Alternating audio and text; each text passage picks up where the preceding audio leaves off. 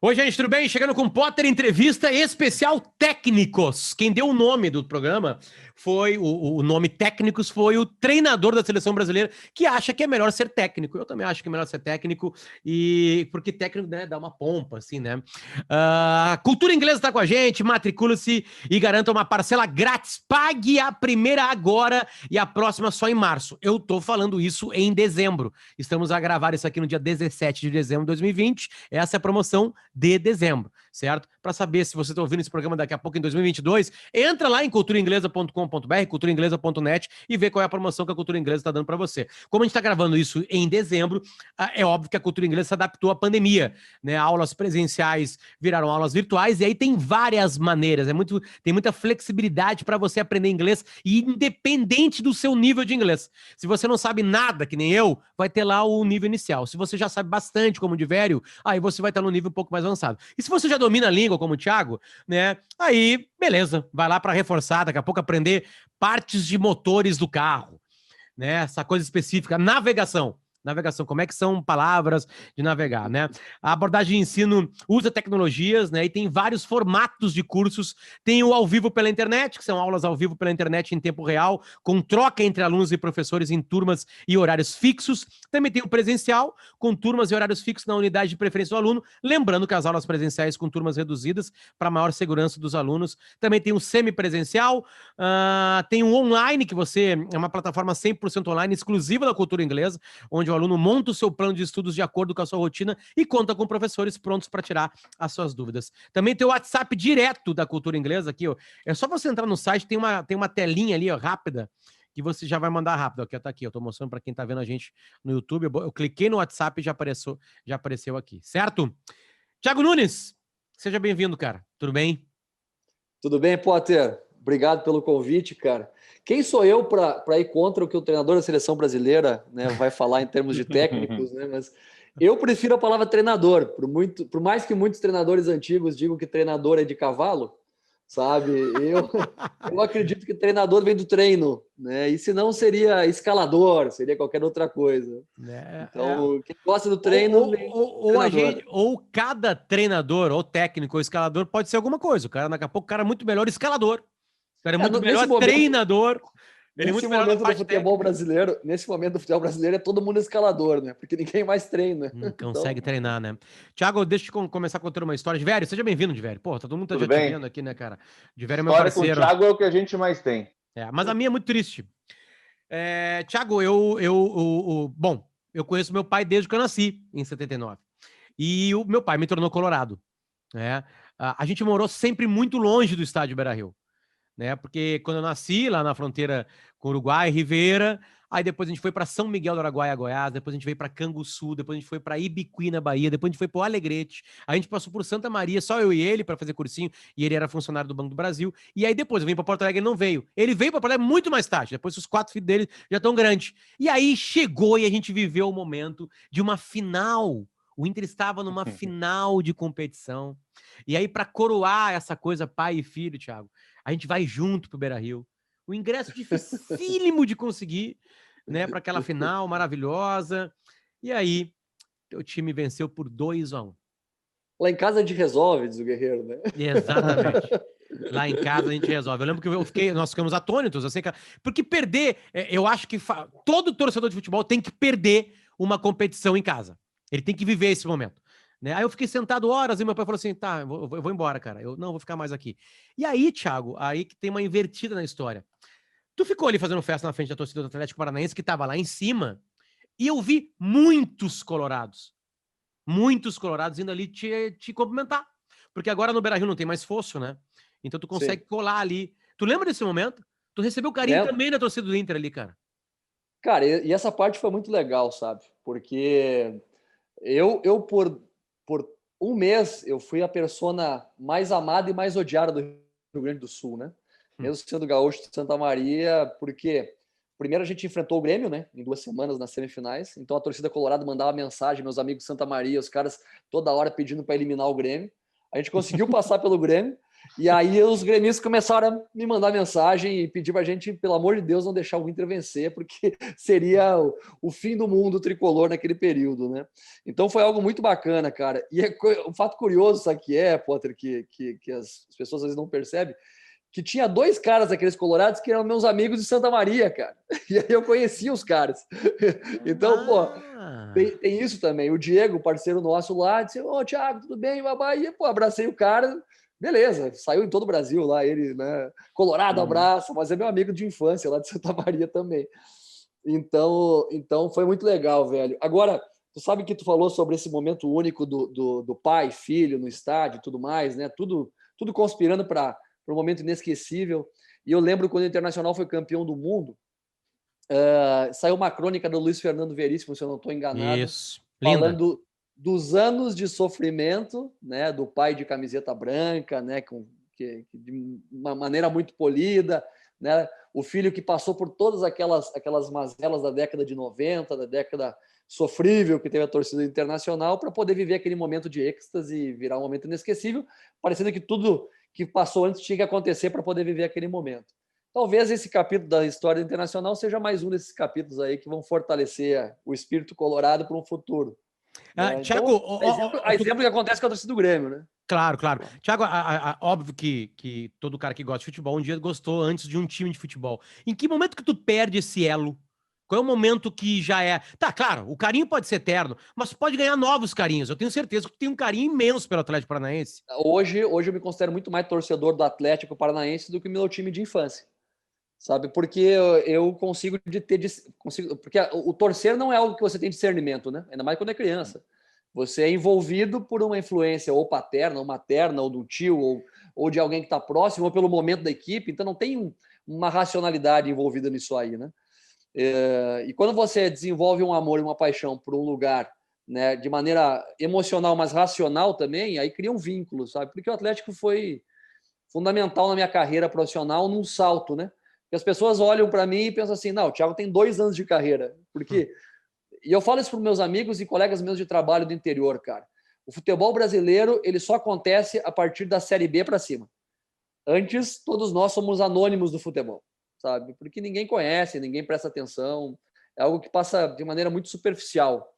Então, quando eu entro nesse hall de treinadores de Série A e consigo conquista de títulos, é o momento do êxtase que realmente cheguei, né? E aí faço parte de uma camada de profissionais esquecida pelo futebol e que viram uma exceção à regra, né? Um cara que não jogou futebol e que chega onde chegou, né, com conquistas e tudo mais. Então, é muito disso, né? Desse momento. Mas, ao mesmo tempo também, Potter, eu lembro que quando eu comecei a trabalhar no futebol de maneira profissional e nos clubes do interior, né, Inter de Santa Maria, Rio Grandense, São Luís de Juí, você muitas vezes ia jogar contra Grêmio e Inter, se não a equipe principal. Teve um período que Grêmio e Inter jogavam a divisão de acesso com seus times B e tudo mais.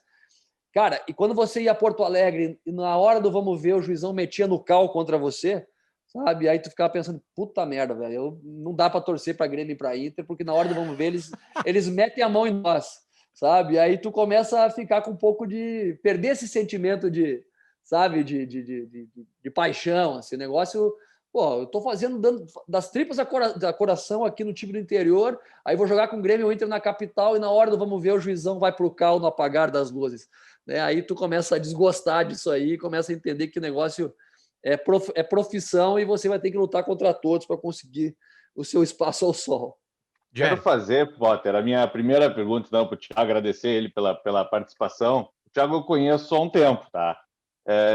Tive algumas passagens com o Thiago, principalmente pela questão de eu fazer o entreveiro para 0 Hora e o Thiago ter sido treinador do interior, como ele acabou de falar, de vários times. Mas antes de fazer explica o entreveiro para quem nunca ninguém lidou. Entreveiro é uma parte da 0 Hora destinada ao futebol do interior. O Diego Araújo, editor de 0 Hora, me convidou e foi por isso que eu voltei para o esporte, para ser primeiro uma espécie de editor, assim, de comandante do entreveiro. Tudo que fosse destinado a falar do futebol do interior passava por mim, enfim. Só que o entreveiro, em determinado momento, ele era chique. tá? Porque ele falava do Gauchão, da primeira divisão do Gauchão, que é um mundo completamente diferente do resto, que é um mundo completamente diferente do que o Thiago passou. Não era o Entreveiro raiz, né? Não era o Entreveiro raiz Exatamente, exatamente, tá? O Entreveiro Raiz eu conheci trabalhando ainda no Diário Popular, Potter, quando eu voltei a trabalhar com o esporte, como correspondente em Rio Grande, e conheci o Thiago como técnico do Rio Grandense de Santa Maria. Que ano foi, Thiago, mais ou menos trabalhando no Rio Grandense? 2012. Sim. Então, 2012, o Thiago trabalhando no Rio Grandense, de arrumado, assim, era uma coisa meio diferente. Os treinadores do interior, eles não. O Thiago tinha uma postura de treinador na beira do campo. E foi a primeira vez, Potter. Eu tenho um amigo, o João, ele sempre diz: todos os times que vêm jogar contra o São Paulo parecem mais organizados do que o São Paulo. O sindicato dos atletas vem aqui, desce do ônibus, come um lanche e joga mais organizado que o São Paulo. O São Paulo pode ganhar, mas o outro time é sempre mais organizado. Foi a primeira vez que eu vi um time tocar a bola. Cara, no Alto da Pouso, tocar a bola, meu, não é fácil. Tu sai bola, joga para trás, joga para o lado. Jogo no interior é bola recuada para o zagueiro dá para o centroavante desvia, escanteio, e assim. E o Thiago não, o Rio Grandense vinha e jogava a bola. O Rio Grandense tinha um drama de não subir nunca. Ele sempre na última rodada, na última fase, no último jogo, acontecia alguma coisa e o Rio Grandense não vinha. Bom, passou um tempo, o Thiago subiu dentro do Entreveiro, foi jogar a primeira divisão no Veranópolis, aí foi para o Atlético Paranaense, primeiro para o Sub-23, depois pro profissional, e aí chegou no Corinthians, Potter. Que atrás da seleção só fica atrás da seleção brasileira. Aí a pergunta, Thiago, por mais que pareça clichê, existe qualquer coisa de parecido com treinar o Rio Grandense de Santa Maria, viajar no dia do jogo 300 quilômetros para jogar, terminar o jogo e voltar para casa, o jogador que recebe 500 pila e nem sempre em dia, e treinar o Corinthians? Estruturalmente é incomparável, você não tem como falar, né? Mas, cara, tem particularidades que se repetem em qualquer clube do futebol brasileiro, né? As particularidades da relação com os jogadores, porque no frigir dos ovos, cara, o que muda muitas vezes do dirigente de futebol do time grande, não do Corinthians, do time de ponta, sim, claro, do time pequeno, é o terno e o carro, sabe? Porque a ideia é a mesma, velho. Você tem que ganhar. O dirigente, ele entende muito de futebol, às vezes muito mais que você, sabe? Ele tem o dirigente que é o cara responsável por dar a vida, para correr atrás, para fazer a máquina girar. Tem aquele dirigente que é eleito para ser o dirigente do futebol, lá para estar com a latinha na mão depois do jogo, defendendo o treinador ou botando, né, lenha na fogueira. Então, de maneira geral, a essência da gestão ela é muito parecida, sabe? O que muda é a questão estrutural, o glamour e tudo mais. E eu falei algo do gênero quando eu estava dirigindo o Corinthians sobre isso. Quase me mataram aqui em São Paulo, né? Tá louco, comparar o Corinthians com qualquer clube? Eu falei, não é isso, cara. Mas tem comportamentos que são padrão, que é do ser humano, que é do jogo, de quem se relaciona com o esporte. Porque, pô, ninguém entra no futebol como dirigente para falar de, puta, eu quero construir um ginásio.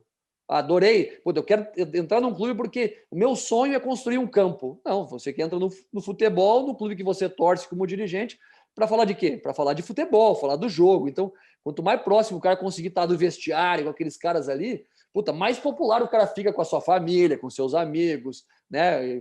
Faz parte do imaginário do cara como criança. O cara que só via os caras pela tela do alambrado, poder estar dentro do vestiário vivendo aquilo. Então, para mim, isso tem muitas particularidades. Isso me faz pensar que tem muita coisa em comum, sabe?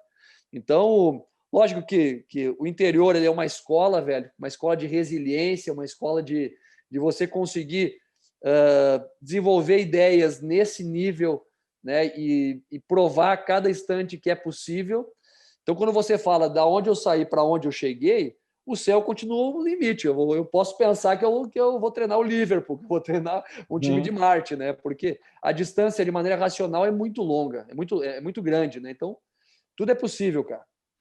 O Corinthians é um moedor mesmo? O Corinthians é o clube com mais visibilidade no Brasil, com certeza. E de mais apelo público, com certeza. Porque é uma marca que vende muito, né? Uma marca que... E quem está lá dentro, pessoas que são corintianos assim de verdade, como é o Duílio, por exemplo, que agora é atual presidente, que eu fiz uma relação muito boa, eles têm uma definição que é muito bacana, velho, que é o seguinte. Por exemplo, no Nordeste, você torce pro América de Natal e pro Flamengo. Você torce pro, sei lá, pro Botafogo da Paraíba e pro Flamengo. Sabe? Corintiano não tem primeiro e segundo time, cara. é só um. Não tem simpatizante. Então, da mesma maneira que você vive só o seu clube, onde você esteja, onde quer que você esteja, você também tem os caras que são totalmente contra o Corinthians, porque segundo os caras mesmo aqui né, que eu trabalhei, falam que não tem cara mais chato que o torcedor corintiano. Né? Então é um fanatismo assim absurdo. Não sou capaz de medir, né, isso aí, mas pelo que eu vivi e tudo mais, e o envolvimento popular, são mais de 30 milhões de torcedores, né, corintianos, então é muito complicado você sobreviver num clube dessa magnitude, vendendo ideias de projeto a longo prazo, sem ter os resultados imediatos para conseguir sustentar isso que você está tentando construir. Em algum lugar tem? Tem. O Atlético, por exemplo, tem. Né? Um pouco mais de paciência tem. Eu acho que clubes que têm dono facilitam. Por mais que no Brasil não seja algo regulamentado, mas tem, porque aí só tem um cara que vai te encher o saco. Né? No Atlético, por exemplo, tem um cara que não está nem aí para a imprensa, não está nem aí para o torcedor, não está nem aí para ninguém. Se ele muda o treinador porque ele quer mudar. Né? Então, pode levar quanto tempo for. Por exemplo, quando eu assumi o Atlético em 2018, o Atlético vinha com o Fernando Diniz, que está aí para ser campeão, cara, que é um baita treinador, 14 jogos sem vencer, 9 derrotas e 5 empates.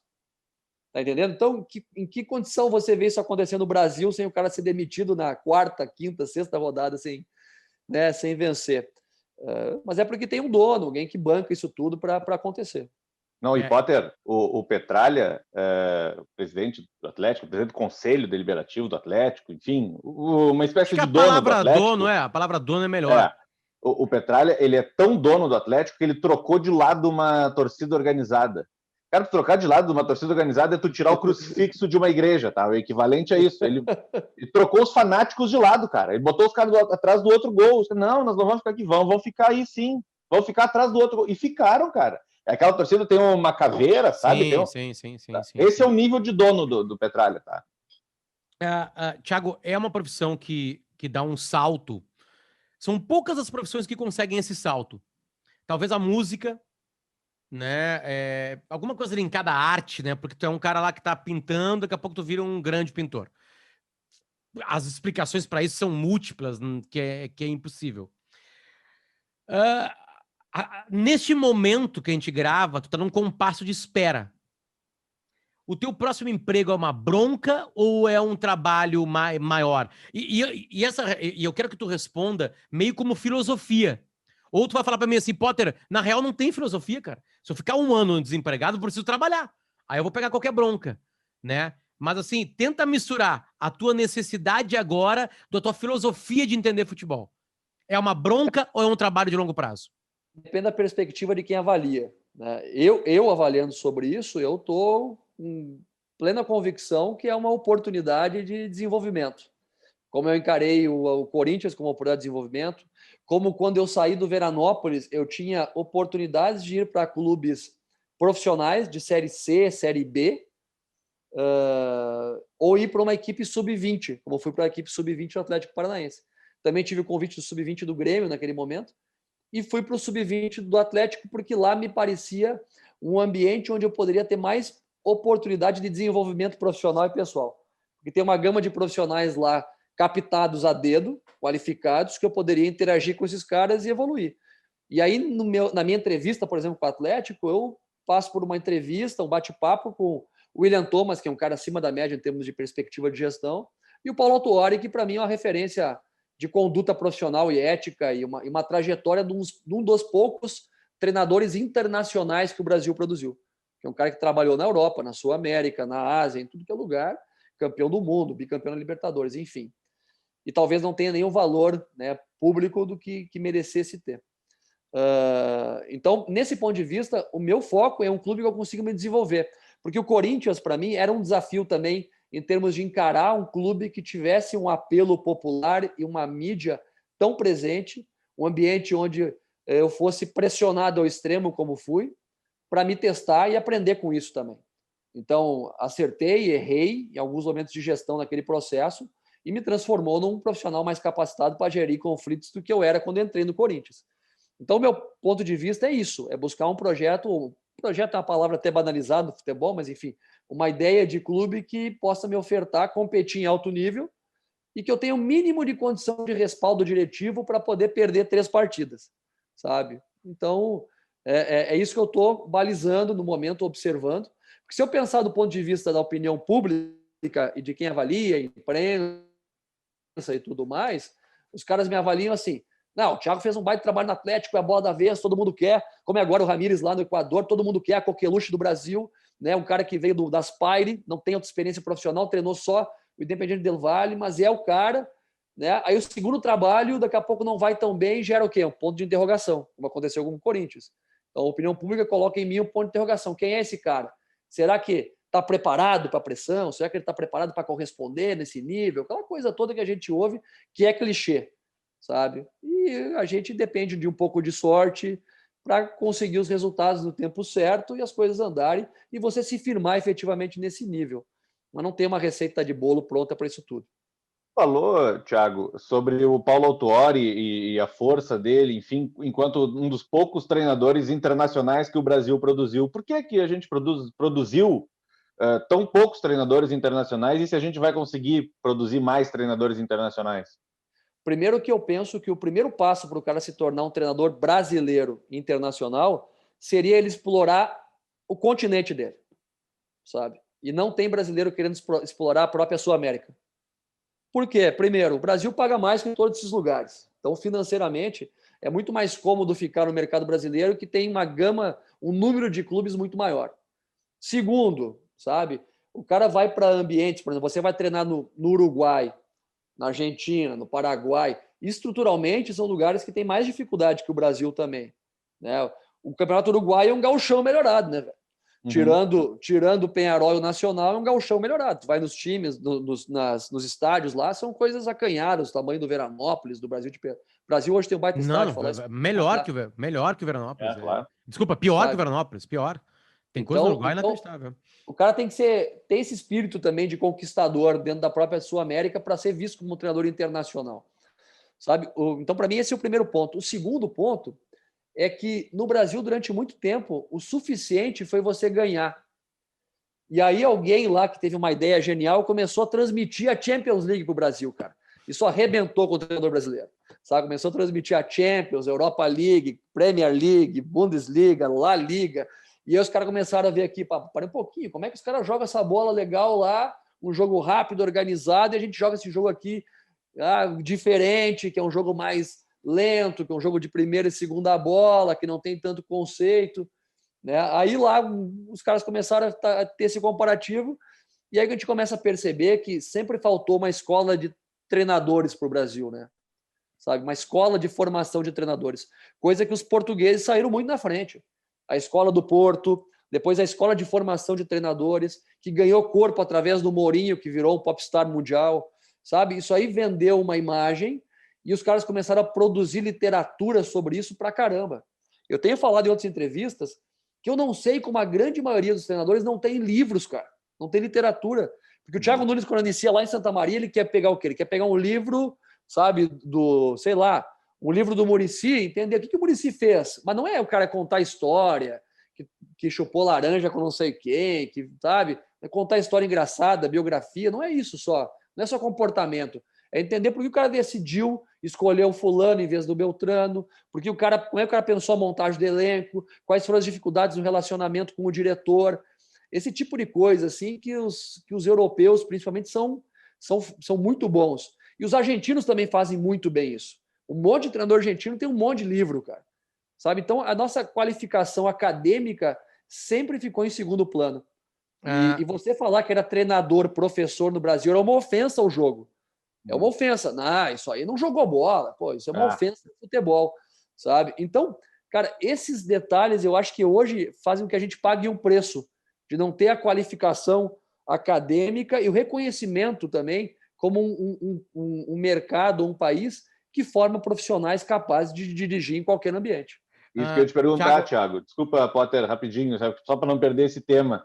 Fez diferença? Eu não sei, não lembro se chegou a jogar futebol profissional. Não. Não, né? Se fez diferença no Rio Grandense de Santa Maria ou no Corinthians isso? Cara, nenhuma. E eu vou te explicar por quê.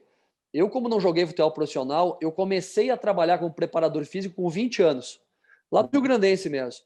Então, todos os jogadores que eu trabalhava eram mais velhos que eu. E aí você imagina, eu tô com 40 anos hoje, até parece um pouquinho mais, pelo cabelo branco e tudo mais. Te entendo. Né? Mas eu até poucos dias atrás, cara, eu tinha a mesma idade ou os caras eram mais velhos que eu. Então, a oportunidade de conviver com caras mais velhos que eu me trouxe uma maturidade como gestor, e uma demanda, e uma necessidade de desenvolvimento para me poder administrar esses caras e uma capacidade de ser líder para caras que eram mais velhos que eu, sabe? Então, isso acabou me desenvolvendo de maneira precoce também. Então, até falo com amigos que eu sou um novo velho, porque eu tenho 20 anos de carreira, né? Convivi em mais de 20 clubes com uma enormidade de jogadores e dirigentes, e isso me trouxe um repertório de capacidade de comunicação e de gestão e me treinou a visão do macro de uma maneira muito específica, cara, sabe? Então, isso para mim não fez diferença. Thiago, a tua resposta me deu várias perguntas, me criou várias perguntas. A primeira delas, tá? Por quê? Vai parecer óbvio e a gente quer o óbvio. Por que os times da Champions são melhores que os do brasileiro? Porque os caras têm mais qualidade que a gente e os caras têm melhor condição de treino que a gente. Por que os argentinos, aparentemente, os treinadores argentinos... a minha escala é Europa, tá? Trabalho em grandes clubes da Europa. Por que os argentinos treinam e nós não? Como assim treino? Por que eles treinam times europeus e os brasileiros não? Porque o argentino tem um espírito conquistador, cara. Se ele precisar sair da Argentina para ir para qualquer lugar do Brasil, do mundo, ele vai ir. Se ele precisar dormir numa praça para poder esperar uma oportunidade de uma reunião, para pegar um time pequeno no país para abrir um espaço, ele vai ir.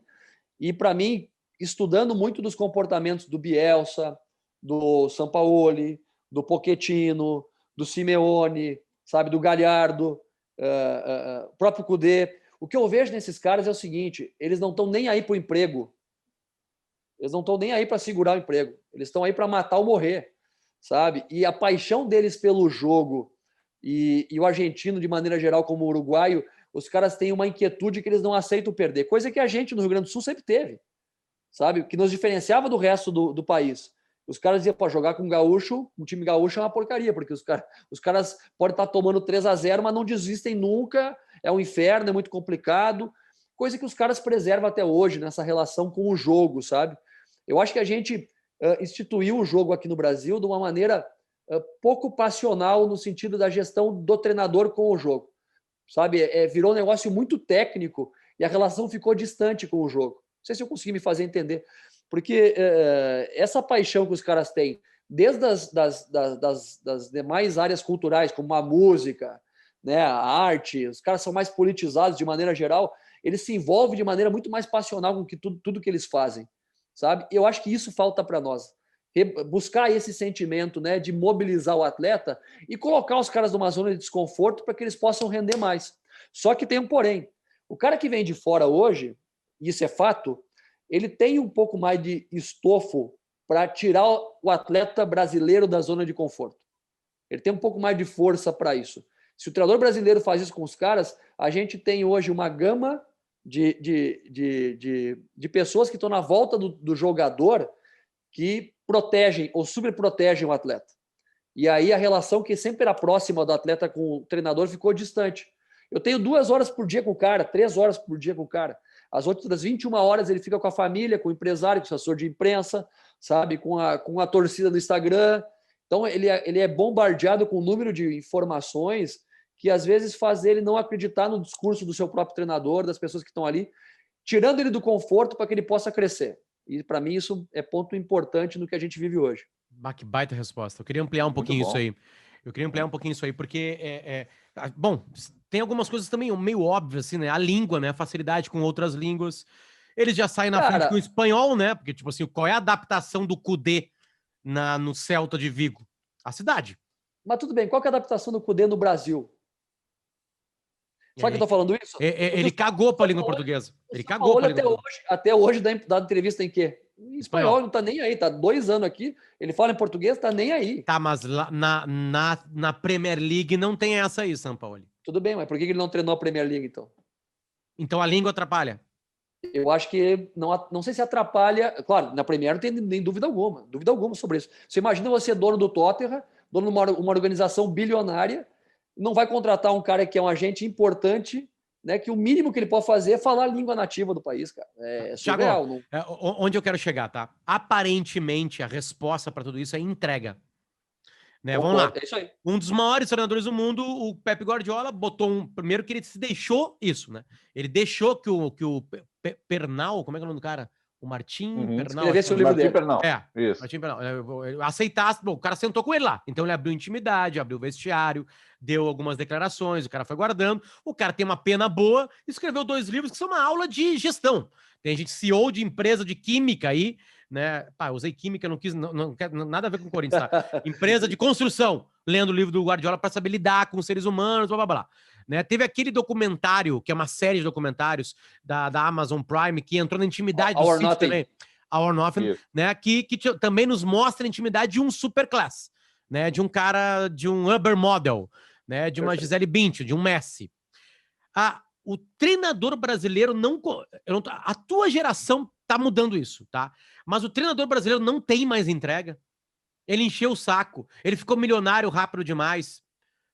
Cara, eu acredito que sim, nesse aspecto, mas não dá para generalizar. Por exemplo, eu falei do Paulo Autuari. Eu trabalhei com o Paulo há 2 anos atrás e tenho uma relação com ele até hoje. O Paulo é um cara que ele está fazendo um papel hoje duplo de gestor e também de treinador, né, onde tem ido. Mas é um cara extremamente atualizado, velho. Mas sabe? O que é isso? Me dá o dia a dia de um cara atualizado.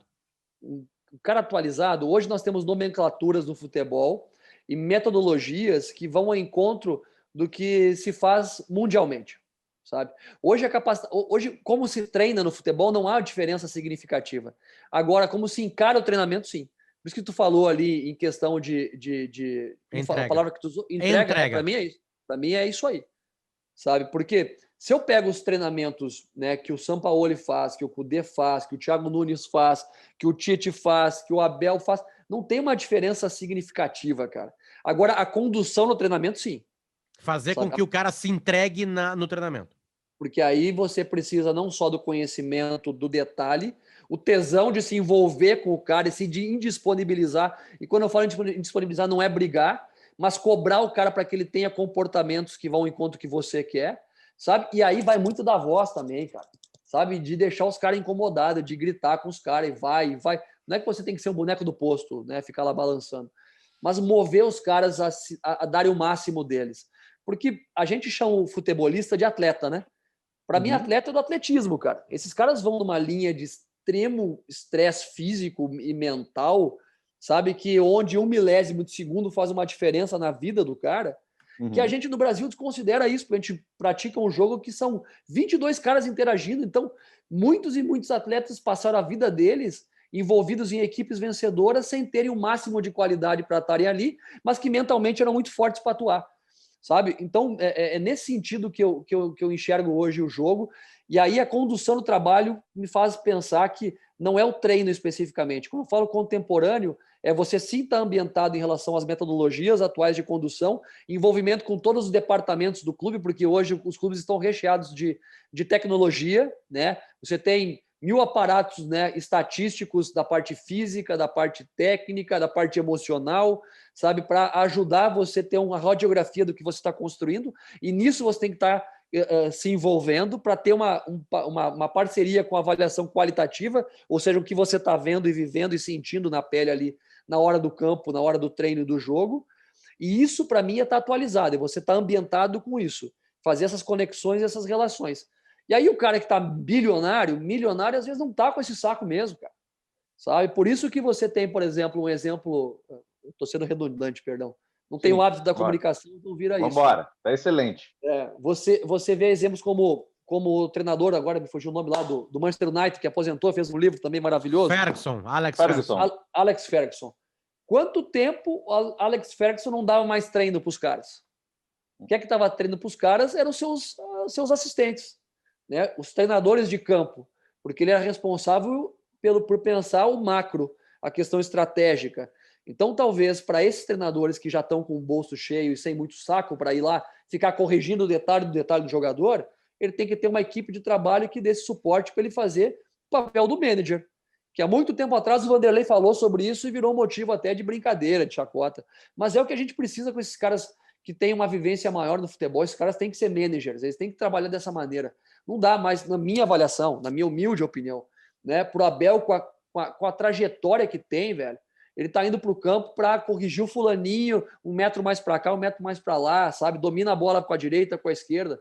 Ele tem que ter uma equipe de trabalho extremamente qualificada e com voz de comando e com autonomia para dar esse treino para ele gerenciar o macro, meu. Sabe? Ele gerenciar o todo, porque tem uma bagagem extraordinária para fazer isso e convencer o atleta a fazê-lo. Sabe? Então, usei o Abel, que eu sou fãzaço dele, mas poderia usar outros 1000 treinadores que têm esse estofo, né? Essa bagagem. Quem é o Renato, Thiago? Onde está o Renato nisso tudo? O Renato, para mim, é esse cara. O Renato, para mim, é esse manager. Sabe? E ele tem uma coisa que, para mim, é única e que o cara que não jogou, e aí eu estou falando, né, contra a classe do professor, às vezes os professores, né, a classe do professor, ele se auto-exclui do processo porque ele descarta conhecimentos empíricos, sabe? E experiência que não tem uma explicação acadêmica, mas que você tem, né, por sensibilidade, como o Renato tem. O Renato, na minha ótica, ele tem uma capacidade única de colocar jogadores que não sejam concorrentes dentro do campo, sabe? Ele consegue entender as características individuais dos caras que ele tem na mão, ele consegue convencer esses caras pelo estofo que tem a fazerem o que ele deseja e também dá a liberdade necessária para que os atletas tenham uma capacidade de autogestão. Coisa que se perdeu muito, né? Porque os treinadores eles foram colocados numa prateleira tão grande, velho, tão alta, tão intocável muitas vezes, que eles são responsáveis por tudo. E aí o atleta hoje em dia, ele ficou o quê? Acomodado. Não, por que eu vou ter que pensar o jogo se tem alguém pensando para mim? Sabe? Por que eu tenho que entender do jogo, da parte de movimentar, estudar mais a parte tática ou interpretar mais o espaço do jogo, se tem um cara que vai me dar o roteiro exato do que eu tenho que fazer no campo? O treinador hoje ele quer controlar tudo, né? Ele quer controlar... você tem que ir 1 metro... Parece o futebol americano. Você tem que fazer 1 metro, 1 metro reto, depois fazer uma curva, virar que vai receber a bola. Né? Não é assim, cara. O futebol aí, ele depende muito da interpretação. E quando você empodera os seus atletas, como qualquer processo de gestão, você envolve e compromete os caras com a causa, sabe? Coisa que hoje a gente perde muito porque o atleta é dependente da informação externa. Eu vivi isso agora, em todos os clubes que eu passei, vivi. O cara no meio campo olha para mim, Thiago, fulano lá não tá fazendo o que a gente pediu. Eu falei, meu filho, tá do lado dele, fala você. Sabe? Vou ter que eu avisar o cara lá que tem que fazer, porra. Coisa que os caras da década de 80, 90 faziam muito, velho. O treinador talvez não tivesse aquela capacidade tática que se imagina. O treinador nem podia ficar na beira do campo, né? Não, podia, né? Ia lá, dava informação. Ia lá e saía, Mas os caras resolviam o problema por conta, velho. Entendeu? Eles resolviam o problema do jogo. E se não desse certo, ele entrava no vestiário e quebrava o pau. Talvez o jogador não fosse nem tão profissional como ele é hoje. Os caras, em nível de comprometimento ao ganhar o jogo, do dia do jogo, os caras eram fera, os caras davam a vida para isso, e ai de quem não andasse, sabe? Então, essa falta de lideranças hoje, eu acho que é uma das grandes vantagens que o Renato leva, porque ele tem a capacidade de empoderar seus jogadores, tem uma visão técnica muito aprimorada para o jogo, e achou uma linha de condução de futebol no Grêmio que se repete a cada ciclo, né? Uma conexão com a base muito bacana, tem estofo para colocar um jogador e o jogador ir mal e ele continuar botando o cara até dar certo, sabe? Porque tem bagagem e tem espalda para isso, sabe? Então, acaba facilitando muito o trabalho dele. Que loucura que... Divério, foi a resposta... Óbvio, tu pegou um outro aspecto, mas a resposta tua e do Roger, o Roger Machado sobre o Renato, foi igual. Porque a gente estava conversando com o Roger, que o Roger estava, mesmo que ele não quisesse, na prateleira dos estudiosos. Que eu acho, Thiago, que é a tua prateleira também. Tá? Eu sei que eu tô diminuindo pra cacete. Vocês todos são tudo, né? Mas é tipo um jogador de tênis. O jogador de tênis, ele tem tudo no top 50, só que ele tem o seu grande golpe. O golpe definidor. Caiu ali numa paralela de backhand, é dele. Entende? Beleza. Mas ele faz todos os outros movimentos, ganha partidas com outros movimentos também. Beleza. Mas tem esse preconceito, tá? E te colocam nessa prateleira, que acho que os mais jovens, todos eles têm. Né? Porque para ser amigão, aquela coisa, tem que ter estofo, né? Tem que ter tempo, né? Aí tá o Abel, tá o Felipão, tá o Vanderlei, que antes era o estudioso de terno na década de 90, há mais de 20 anos, né? E hoje botou abrigo de novo, para treinar o Palmeiras, né? E aí essa é a pergunta, Thiago. Qual é a tua prateleira? Seja preconceituoso como nós, jornalistas. Qual é a tua prateleira? Eu me sinto muito honrado em ser colocado na prateleira como estudioso. Num país onde a gente não valoriza o conhecimento, ser colocado como estudioso, para mim, é um grande elogio. Na verdade, isso aí fala contra as pessoas que não são colocadas nessa prateleira, sabe? E para mim, esse é o grande problema do que a gente... Porque o futebol é um fenômeno social que atinge todos nós de maneira direta ou indireta, move o país, né? Basta ver o que acontece numa Copa do Mundo, sabe? O país se pinta de verde e amarelo e o espírito nacionalista, de repente, ele aparece, brota do nada, né? E coisa que nunca existe para fazer né? Um movimento numa outra esfera, enfim, ou existe menos, no Brasil acontece da hora para outra.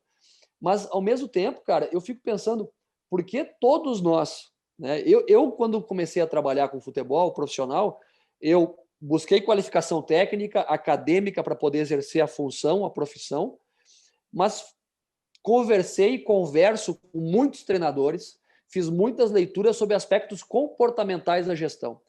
Uma das coisas que me fizeram muito bem foi trabalhar como preparador físico durante 10 anos, cara.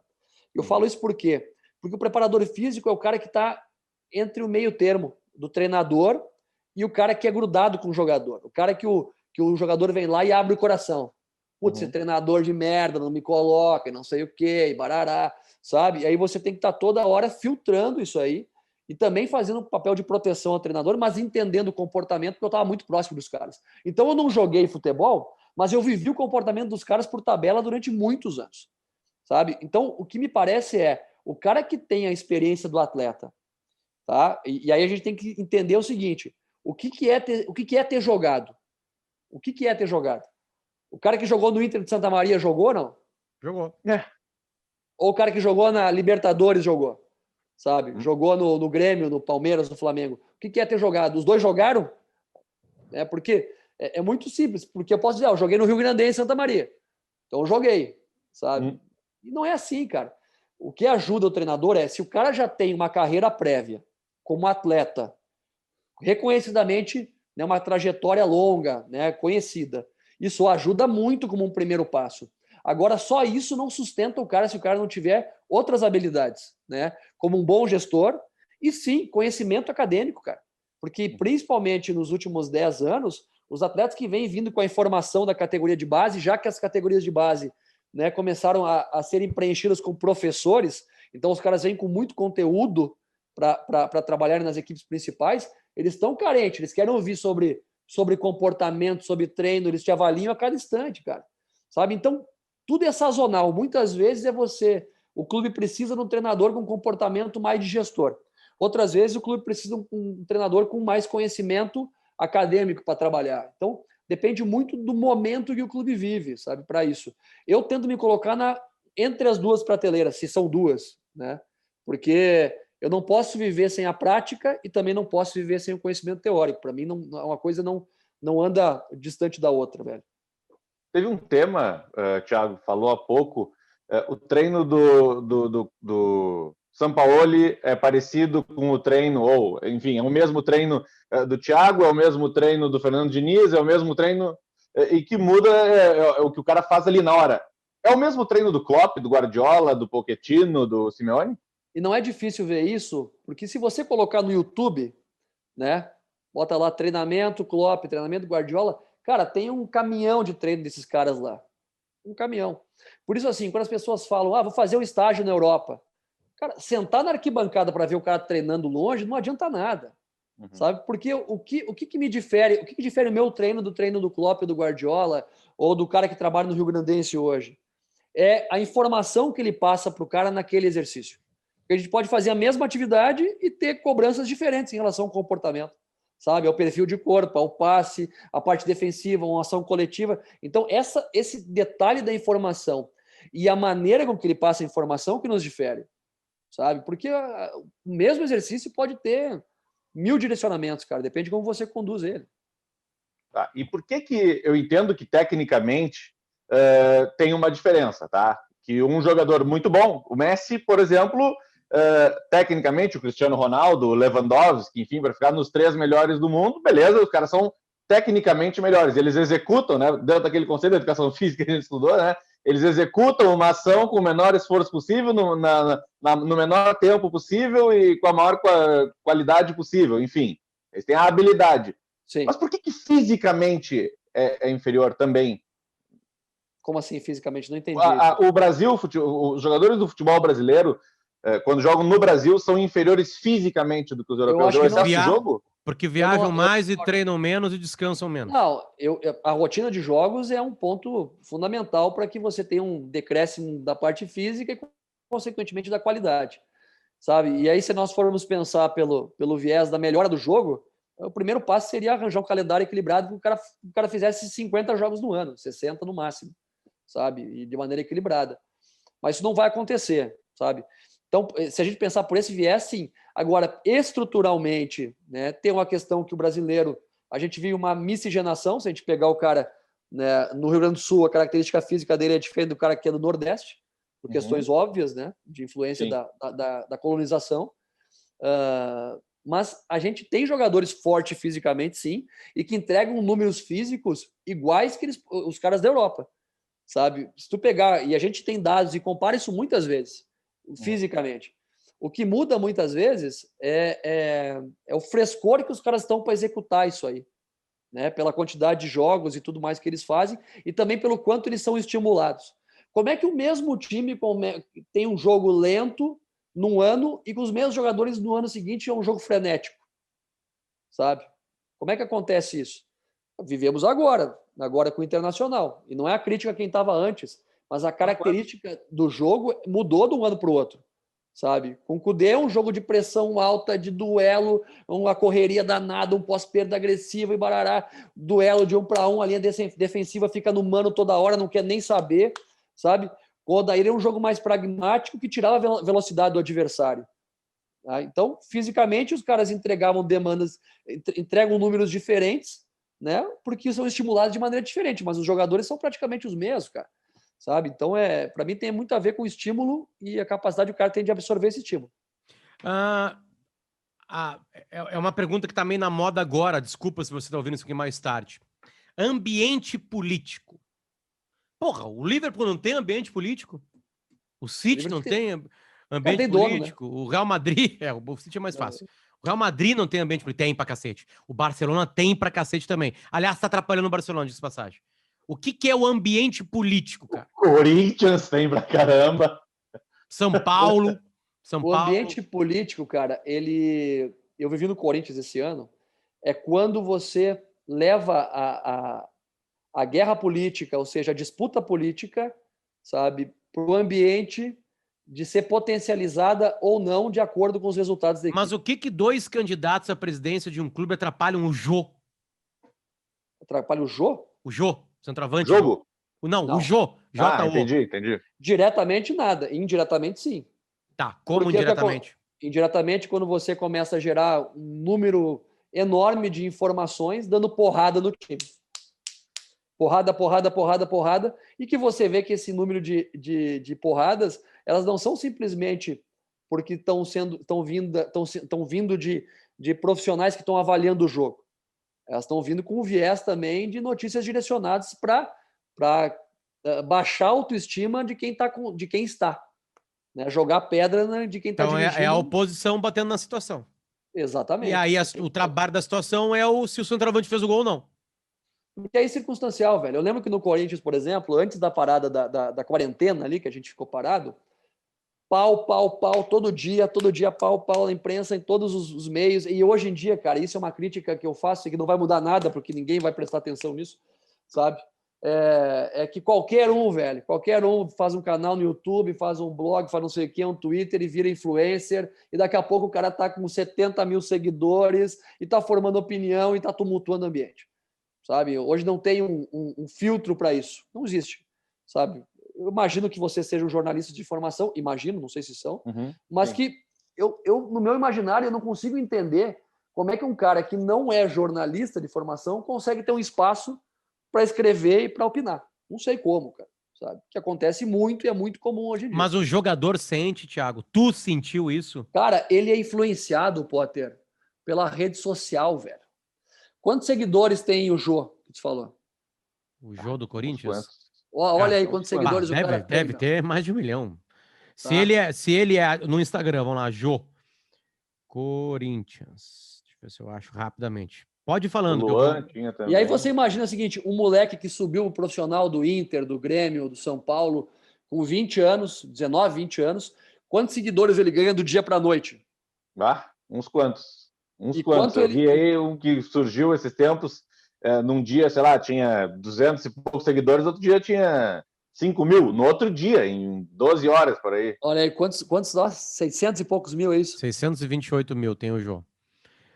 Não é muito ativo, não é dos mais ativos, mas tem ali 628 mil. Então, aí eu pergunto, esses caras, de acordo com o resultado, eles invadem a rede social, né, meu? Invade. E aí, se não é ele, é a assessoria de imprensa dele que absorve. E que passa de certa maneira. E se não influencia ele, influencia a esposa, influencia o pai, influencia a mãe. Cara, então, assim, ó, diretamente, o que eu posso dizer de maneira mais simples é: não, tranquilo, não influencia nada, o jogador mentalmente é forte para isso. Cara, mas todo mundo é ser humano, velho. Pô, teu pai vê você apanhando dia e noite, sabe? E hoje, os programas de TV, eles. Eu fico. A curiosidade que eu tenho é de onde é que os caras tiram tanto conteúdo, cara, para preencher 24 horas de esporte, sabe? E aí fica chato pra caramba, porrada, elogio. Essa é a pergunta obrigatória nossa, né, Divério? Isso, todas a gente fez. Em todas a gente fez, né? A imprensa, cara. A imprensa sabe o quanto na porcentagem de um vestiário. Ela sabe o que as pessoas que estão envolvidas no vestiário querem que ela saiba. Tá, mas me dá uma porcentagem do que sabe real. Tu tava lá dentro do Atlético Paranaense, daqui a pouco veio uma informação e tu... Putz, isso aqui é verdade. Cara, eu não sei como quantificar, mas assim, vou arriscar, tá? Arrisca. Eu diria que 10%, sendo generoso. É o nosso bingo. É a nossa resposta. A gente vai chegar aqui a 10% mesmo, porque é o que todo mundo fala. Sabe, eu imagino isso porque... O que acontece, velho? Hoje no futebol, e tem sido uma prática, todo mundo tem seu repórter de estimação. Uhum. Todo mundo tem seu repórter de estimação, que antigamente era a fonte, né? A fonte, só que é o seguinte, eu quero mandar uma mensagem ou vender um produto, eu uso o meu repórter de estimação para isso. Eu dou uma figurinha para ele, né? Dou uma balinha juquinha para ele, toma aí, ó, isso aqui aconteceu, mas ao mesmo tempo eu dou outra, né? Para que ele saiba e difunda aquilo que está acontecendo. Entendeu? Não estou dizendo que isso é uma prática comum de todo mundo. Quando tu fala balinha mas... juquinha, tu tá falando dinheiro, tu tá falando informação. Não. Informação besta, assim. É para contentar o cara. Entendi. É um termo que usa no futebol, balinha juquinha, quando o treinador conta uma história triste pro jogador e quer tirar ele do time e falar, não me dá balinha juquinha, sabe? Então, 10%, Thiago, é o que a gente sabe ou o é resto o que ele quer... O resto especula. O resto especula, sabe? O resto especula. Porque, vamos lá, vamos fazer um retrospecto durante os tempos aí. Eu sou um cara assíduo, né, desde moleque, agora parei por questões óbvias, mas, cara, eu me criei ouvindo rádio por causa do meu pai e sempre fui apaixonado por rádio. Principalmente rádio AM, meu. Puta, apaixonado por rádio AM. Aí ouvia noticiário esportivo direto, né? Então, na minha casa chegava o jornal, eu era molequinho na Santa Maria, chegava o Correio do Povo. E aí, dá para falar, Mark? Dá, né? Claro, não tem problema. Chegava o Correio do Povo lá, o que eu fazia? Virava já contrário para ver o esporte e depois abria para ver a coluninha ali do Wilton Mombach, né? Que escrevia, né? Não sabia nem quem era o cara, mas ele falava de futebol e eu lia, né, cara? Adorava ver as curtinhas, aquela, sabe? Aí pro rádio, eu ouvia a rádio, agora um ouvinte aqui, sabe? Aí de vez em quando entrava um ouvinte lá que sentava uma porrada, não sei o que, né? Então, a opinião pública era baseada no estádio, velho. Quando a torcida chamava o treinador de burro, sabe? Aquele coro, burro, sabe? Aquilo ali era um balizador para o antes do jogo, para a saída do estádio, para falar sobre opinião pública. Hoje, a opinião pública, velho, é rede social, sabe? Então, o repórter, a imprensa, hoje, ela se baliza por isso. Eu estava ouvindo, velho, esses dias um programa esportivo, e aí fiquei apavorado, porque lá pelas tantas, o âncora do programa conhecido fala assim, aqui está o seu boneco, fulano de tal, o seu boneco no Twitter, dizendo que não concorda com isso que a gente está falando. E eu caco meus botões, o seu boneco está opinando em rede nacional, cara. Sabe? É brincadeira, né? Então, aí, como é que a gente vai encarar de maneira séria isso aí que está acontecendo? Porque você bota lá uma pesquisa no Twitter, velho, que...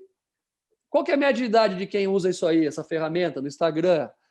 Eu vi um negócio que é uma onda incontrolável. E eu não estou aqui querendo ser o filósofo que quer mudar tudo. Não vai mudar, só vai piorar essa porcaria aí, cara. Então, que é o dia inteiro também, né, Thiago? Antes no estádio, terminava no estádio. O cara ouvia a corneta ali, tu é ruim, tu é burro, tu é não sei o quê. Mas beleza.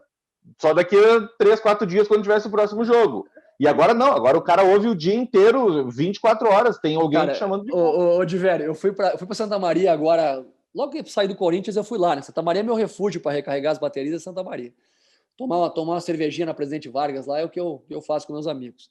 Aí, eu tava lá, cheguei em Porto Alegre, peguei um carro, aluguei para ir para Santa Maria o carro e tô indo ouvindo, porra, saudade de ouvir as rádios do Sul, né, velho? Aí tava ouvindo ali as rádios. Aí, quando eu comecei a ouvir a rádio, daqui a pouco... Não, eu vou ouvir ouvinte. Aí começa a botar o WhatsApp, áudio de WhatsApp de número que o cara nem conhece, velho. Aí, daqui a pouco, o cara bota um áudio, o cara não ouviu antes, mandando todo mundo para aquele lugar, sabe? Eu fico pensando... Olha o filtro que a gente tem hoje, cara. Tá? É surreal isso aí. Tu tem que ouvir, Thiago, um programa chamado Bola nas Costas. Tem que ouvir ele. Vocês aí, né? É o nosso. É o melhor programa hoje, disparadamente. Cara, eu me criei ouvindo sala de redação, meu. Óbvio. Era Rui Carlos Osterman, Lauro Quadros, Ibsen Pinheiro, Kenny Braga, Paulo Santana. Às vezes, de vez em quando, aparecia o Ranzolin. Tinha o Marcília. Sabe, no frigir dos ovos, cara, falava muito de futebol, mas falava de cultura pra caramba, porque os caras o âncora do programa, o Rui Carlos Oster, é brincadeira, né? Um nível de cultura absurdo, cara, sabe? Então, eu fico pensando, com todo respeito, hoje eu ouço Santaninha falando com amigo de vocês aí, tá? Pô, hoje o cara que é músico vai lá falar, mas o time não sei o quê, uma puta bobagem, velho, para de encher o saco. Sabe? Pô, vocês arrebentaram com o programa, vocês acabaram com o programa, velho. Aí a crítica que vai ser passada imediatamente, aliás, para com certeza para a direção do Sala de Redação. Diga-se passagem. Thiago, essa os caras vão me matar agora, os caras vão me matar. Eles levam pau também igual, todos os dias, é a mesma coisa que o treinador. É isso aí. Thiago, a questão salarial, tá? Questão salarial. Obviamente, tu tá ganhando mais porque tu conquistou mais, é uma coisa meio óbvia. Ela dança. Vou pegar um cara, o Cuca. O Cuca, eu vou esquecer de grandes trabalhos dele, tá? Mas vamos lá. Eu lembro daquela salvação do Fluminense, e tô chamando de salvação mesmo, porque aquilo foi uma coisa mágica. 90 e tantos % de chance de ser rebaixado. Era uma loucura. Foi mágico aquilo. Aí o Cuca tem um grande trabalho no Atlético Mineiro, mágico, naquela temporada, tinha o Ronaldinho, tinha o Jô, aquele timaço lá. E ele é campeão no Palmeiras, né? Aí daqui a pouquinho tem uma descendente. Beleza, natural. Todo mundo tem uma descendente. Agora ele tá voltando no Santos. Pegou uma garotada, trabalhou, a gente tá gravando isso aqui um dia depois do 4-1 contra o Grêmio, né? O salário movimenta, tem-se essa inteligência também de, não, agora eu vou ter que pedir menos para isso. Ou tu chega num patamar e não dá mais. Tu tem que só trabalha se for isso. Depende, acho, de cada treinador, velho. O Cuca é dono de metade de Curitiba, né? Então ele não precisa mais. Aí lá em Santa Felicidade, o bairro todo é dele, cara. Então, depende muito disso aí, cara. Né? Lógico que tem clubes que os clubes com mais representatividade acabam pagando mais, né? É proporcional isso. Mas também eu creio que é um pouco sazonal isso aí. Né? Você ganha mais num lugar, ganha menos no outro. Acho que é normal. Porque assim, cara, o salário que o treinador brasileiro ganha, ele é absurdamente bom, cara. Sabe? Agora as pessoas falam assim, mas ganha demais. Então vai fazer o que eu faço, meu filho. Entendeu? Vai lá e faz você. Porque como é que você mensura a capacidade de gestão em um ambiente de extrema pressão e que você tem que entregar resultados imediatos? Um clube que fatura, sei lá, 1 bi, ele tem que pagar o cara que é o carro-chefe do seu produto bem demais, né? Como ganha um CEO de uma empresa gigantesca, sabe? Então esse cara todo mundo tem que ganhar bem mesmo para estar nesse ambiente, porque o isolamento social começou em março, né? Eu comecei em novembro do ano passado o isolamento social. Velho. Não, o Thiago, o treinador, tu conhece muito melhor do que eu, mas eu também conheço esse mundo. O treinador de futebol brasileiro ganha muito bem vocês. metade da parte de cima da primeira, da segunda divisão em diante. Não, o resto sobrevive, esquece. O Thiago também ganhou bem pouquinho para trabalhar no Rio Grandense, no Guarani de Bagé, enfim. Cara, às vezes quando recebeu. Eu ganho bem fazem 2 anos e meio. Entendeu? 2 anos e meio, 3 anos. 3 anos eu ganho bem. Então, ficou 17 anos. Cara, isso eu já falei publicamente e falo isso com muito orgulho, sabe? Eu tive muita sorte. É pelo resultado? Não, eu tive sorte, velho, de que enquanto moleque, criança, adolescente, eu nunca passei perrengue, velho. Nunca passei aperto, sabe? Não vim numa família rica, mas, pô, tinha uma família que dava uma condição de eu me dedicar só a estudar. Sim, claro. Sabe? Então, eu tive sorte nesse aspecto. E depois, quando eu casei, eu tenho uma esposa que me apoiou, cara. E durante muito tempo, o salário maior da casa era o dela. Né? Porque eu ganhava um salário X dos times pequenos durante uma parcela do ano e quem sustentava a casa o resto do ano era ela. E ela dizia assim, não, vai lá, vai que a gente segura a onda aqui, vai atrás do teu sonho, vai atrás do teu objetivo. Então eu tive sorte nesse sentido porque tem muita gente que não tem essa oportunidade. Que chega uma hora que a água bate na bunda, tu tá com filho, tem que dar um jeito e tu não pode ficar arriscando, apostando e vai ter que sair e fazer uma outra atividade, sabe? Então, é muito difícil, cara. Dado esse cenário de quem conheceu os dois lados, de quem conheceu a dificuldade de... Não é vergonha, óbvio, mas o cara, não é vergonha no sentido de ser mulher ou homem, enfim, mas é um pai, né, que provê para o filho, sabe que teve essa dificuldade. Então, conhecendo o lado da dificuldade e conhecendo o lado de treinar o grande clube da Série A e tal, o que contrata o Thiago Nunes hoje? O quanto pesa o salário na relação com o projeto? Pesa menos, como sempre pesou. Pesa menos, como sempre pesou. Eu sempre tomei decisões baseadas em circunstâncias que poderiam me levar ao alto nível, sabe? E aí, em muitas dessas minhas escolhas, eu perdi grana. Por exemplo, em 2013, eu estava numa situação, cara, morando em Porto Alegre, trabalhava na base do Grêmio, morava em Porto Alegre, salário religiosamente em dia, vale-refeição, tinha tudo tranquilinho, né? Minha mulher também trabalhando, podia ficar 10 anos ali, cara, sossegado. Aí fiquei 9 meses, me ligou o Sub-20 do Juventude para ganhar a mesma coisa que eu ganhava e com uma oportunidade de treinar o Sub-20 e o time B no segundo semestre que fazia competições profissionais. Eu saí do Grêmio para ir para lá. E aí os caras falaram, você tá louco, velho? Vai trocar o Grêmio pelo Juventude? Aí fui pro Juventude e fiquei 4 meses sem receber. Puta perrengue, apertado, mas que foi fundamental para uma valorização e nível de conhecimento e amadurecimento profissional, porque foi aquelas oportunidades na Serra Gaúcha que me abriram depois uma oportunidade no Veranópolis, cara. E o Veranópolis me abriu uma oportunidade no Atlético Paranaense. Então, claro, a gente não controla isso, não sabe onde vai acontecer. Mas se colocar numa condição de busca por crescimento e desafio, para mim é fundamental. Se eu tivesse ficado... Para mim era muito mais fácil eu ter ficado no Atlético Paranaense, mas muito mais fácil. Né? Eu tinha um bom contrato de renovação lá, era, muito menos que o Corinthians me ofertou, mas muito menos mesmo, mas num ambiente controlado, valorizado com a torcida, onde eu tinha um estofo já muito grande para perder, se fosse o caso também, sabe? Mas aí opto pelo Corinthians. Não é pela grana. A grana tem um peso importante, mas não é ela fundamentalmente. Porque o Atlético é um clube blindado, meu. A imprensa não entra lá. A torcida, o presidente lá não está nem aí para a torcida, se vai ou não vai no estádio, não está nem aí, sabe? Então, eu dava treino e tinha 2 quero-quero lá do treino, vendo o meu treino. Não tinha nada. Então, eu precisava viver um ambiente hostil, cara. Precisava viver um ambiente desse aí para buscar um nível diferente para mim, profissional, sabe? Porque só assim a gente consegue sair, né, cara? Sair para buscar outras alternativas. Eu estou com 40 anos, né? Como eu falei, parece um pouquinho mais. Tem uma estrada longa pela frente. Com 40 anos, cara, eu vivi ambientes que, às vezes, o cara tem uma carreira toda e não consegue viver, sabe? Que me deixam aptos aí a conseguir trabalhar em outros lugares com mais tranquilidade, mais naturalidade, digamos assim, encarar alguns outros desafios. Agora, é lógico que eu vou estar sempre alienado a essa bolsa de valores, Potter, sabe? Do cara que nem ação. A ação valorizou, caiu. Valorizou, caiu. Mas como tendência a longo prazo, é importante que você esteja sempre assim.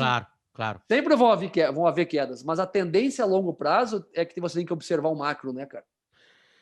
Para acabar, tá? Porque a gente Ah, não, eu tenho uma antes. Então vai. Não, a minha pergunta é se o Inter procurou ele na saída do Odair. Então eu tenho uma depois, então, que daí não vai acabar tão ruim. Procurou. O Caetano me ligou, a gente bateu um papo muito legal.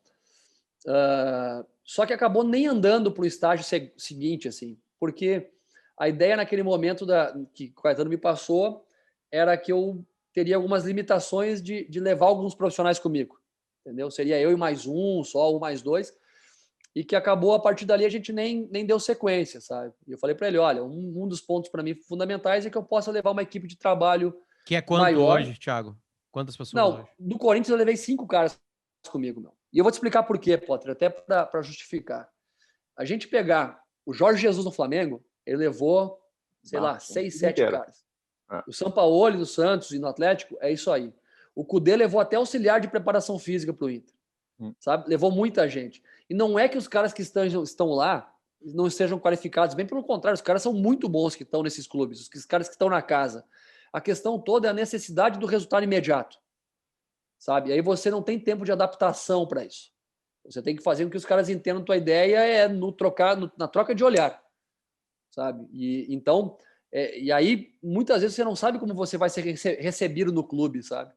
Então, isso que aconteceu, a gente acabou nem dando sequência naquele momento, e que depois o Cudê acabou levando um monte de gente também, e se provou que deu certo também no Internacional essa sistemática. Mas foi só naquele momento ali. Era para ser o que foi o Cudê, não era para ser até o final do ano antes da chegada do Cudê. Não, então. Era para assumir a bronca. Para assumir tudo. Tu foi bala longo, vamos dizer assim. Não, era para 2020. Ah, tá. Era para 2020. Então tá. Isso aí. Para ser bala 1. Tu foi procurado antes do Cudê.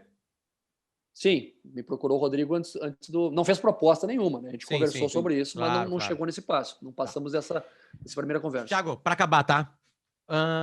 Peraí, meu. Eu tenho uma. Desculpa, pensei que a tua era essa aí. Não, para acabar a minha, para acabar o Thiago Nunes, que tem 40 anos, recém começando no futebol, o Corinthians, Atlético Paranaense da primeira divisão. O que é o máximo da carreira do Thiago Nunes, que já ganhou uma Copa do Brasil, já ganhou uma Sul-Americana? O que é o Suruga? O que é o máximo da carreira do Thiago Nunes? Aí para a seleção, aí para a Europa? Cara, o meu sonho profissional é que eu consiga ser um treinador que trabalhe na Europa. O teu olho brilhou na hora que tu falou que os argentinos tinham um espírito conquistador. Mas é o que, para mim, é o que faz a diferença desses caras, né, em relação à performance que eles têm. Tá, então é Europa, óbvio. Europa, sim, mas com capacidade de permanecer. Não só ir lá aventurar e ser turista, sabe? Então, eu tenho um gap grande ainda a desenvolver, tem muito espaço ainda de crescimento. Tem que, principalmente, desenvolver questões de conhecimento cultural dos lugares lá, da Europa, do europeu. Sabe, viver lá um tempo, para mim é fundamental, é importante viver lá um tempo para entender como é que é, porque talvez um dos erros que a gente vê comumente nos treinadores, cara, é eles quererem mudar a cultura dos lugares. Então, o treinador brasileiro vai para a China e quer mudar a cultura de 5 mil anos. É surreal, sabe? O treinador brasileiro vai para a Europa e quer que os caras façam o que nem faz no Brasil, não vai acontecer, né? Então, esse entendimento de como é estar nesse ambiente, e você é convidado nesse ambiente, você não é de lá, você é convidado. Então, estar num ambiente como esse, com capacidade de gestão, oratória, comunicação, para permanecer. Thiago, a última pergunta é se o Guardiola conseguiria treinar um time do Brasil. Claro que sim. Daria certo? Sim. Não, ele é um grande treinador, cara. A pergunta é por que não daria certo? Não, é que assim, vamos lá. O Guardiola tem 2 craques em cada posição. Os jogadores são mais inteligentes, têm mais espaço, dormem melhor, aparentemente são mais profissionais, né? Já são resolvidos com grana, então não é mais grana, não é mais prato de comida. As viagens são mais curtas, mais confortáveis. Vamos lá, não sei mais o que falar. Né? Não, eu vou estender então. Ele daria certo. O Potter está perguntando na primeira divisão e eu estou perguntando no Gauchão. Na segunda divisão do Gauchão. No Gauchão, os caras iam matar ele. Não dá. Ele ia cair lá no Bento Freitas, lá os caras encher a bordoada ele. Tá, sabe? e no Corinthians, no Flamengo, no Palmeiras, no Inter, no Grêmio, no Santos. Cara, a gente tá falando Galo, de um cara, Cruzeiro. a gente tá falando de um cara mundial, Potter. Esse cara chega num patamar que ele é do tamanho do clube. Se há de se dizer dessa maneira, tem até um desrespeito muitas vezes para se expressar, porque ninguém é maior que a instituição, em lugar nenhum, sabe?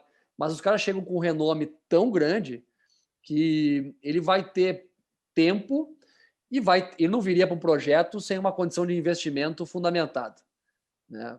O Jesus, ele veio Não, para o cara, Flamengo. é impossível. Na real, é impossível. Ele ganha 10 milhões de euros. É Mas impossível. vamos lá.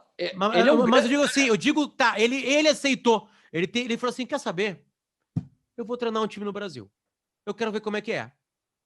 Entende? É isso aí. Ele aceitou 1,5 milhão cara, por mês. ele ia dar certo, mas ele ia reclamar pra caramba de tudo. Ia certo, ele ia reclamar de tudo. Do calendário, das viagens, da imprensa, ele ia reclamar dos jogadores, ele ia reclamar da comida, ia reclamar de tudo, cara. Dos dirigentes. Sabe?